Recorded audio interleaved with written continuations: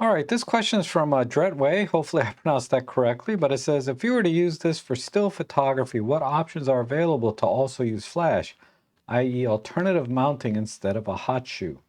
So what he's referring to is a review that I did recently on this Andycine A6 Max external monitor for videography and photography. And, as you can see, it comes with this L bracket that mounts directly into the hot shoe. And the question is, if I'm going to use flash, uh, what other mounting options are there? All right, let's take a closer look at the monitor itself. I've removed the L bracket, but we have 4 quarter 20 screw threads here. So we have one on the top, one on the side, one on the bottom, and then actually one on the back on the center. And the quarter 20 screw thread is kind of the standard for all the videography and photography accessories for mounting. All right, and then the L bracket itself actually has its own quarter 20 screw thread inside the shoe mount itself. There's also a quarter 20 screw thread here for mounting other accessories. And I guess in theory, you could also mount the monitor via this screw thread as well, but that wouldn't make much sense to me. All right, so let me show you actually how I recently mounted the monitor off camera for a model shoot that I did. And so I took off the L bracket that comes with it.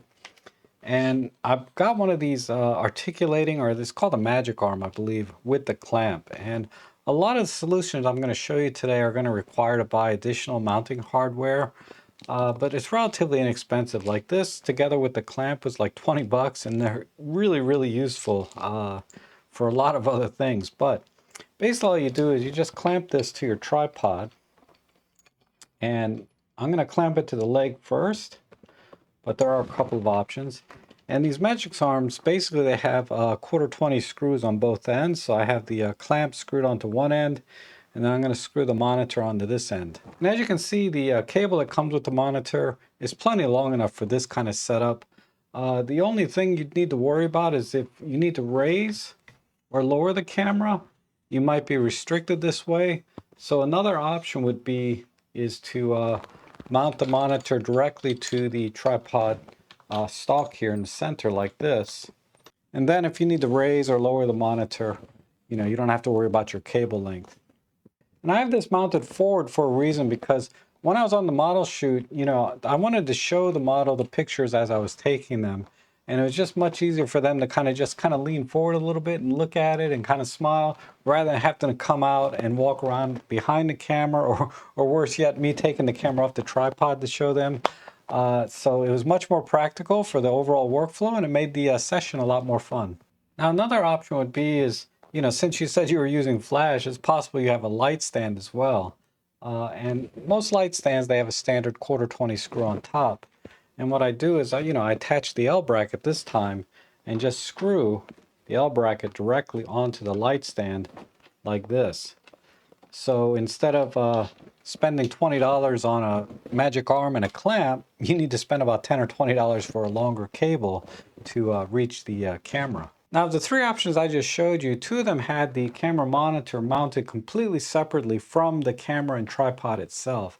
And this is ideal for like product photography, or doing focus stacking and bracketing, or live comp like I like to do time to time, because I have a much larger screen, so it's easier to see things.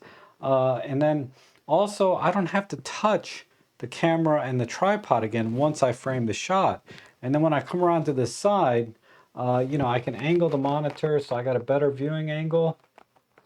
And then if I want to rearrange the shot a little bit, I can just move this to where I want it, take this out of the frame and move these things out of the frame. And then just use my remote trigger to take the picture.